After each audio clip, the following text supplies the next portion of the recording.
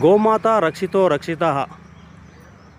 పుట్టిన పసి పిల్లవాడు నుంచి పండు ముసలి వరకు పాలు తాగి బ్రతుకుతున్నారు ప్రపంచంలో. కానీ ఈ రోజుల్లో ఆవులకు రక్షణ లేకుండా అయిపోయింది. ప్రతిరోజు ప్రజలు తమ ఇంట్లో మిగిలిన ఆహార పదార్థాలను ప్లాస్టిక్ కవర్లో మూటగట్టి పడేయడం వల్ల కొన్ని లక్షల ఆవులు చనిపోవడం జరుగుతుంది.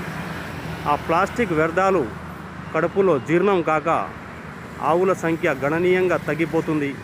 కావున గోమాతను రక్షిద్దాం. జై గోమాత. చూడండి, ఇక్కడ ఆవులు ఇక్కడ ప్రకృతిలో భికారుగా తిరుగుతున్నాయి.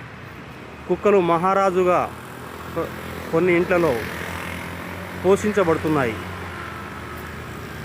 మనకు పాలు ఇచ్చి పెంచే ఆవులు మాత్రం ఇక్కడ బజారులో బేకారుగా తిరుగుతున్నాయి. గోమాత రక్షితో రక్షితః. ఇట్లు rock artist doctor Venkat Nayak. Thank you.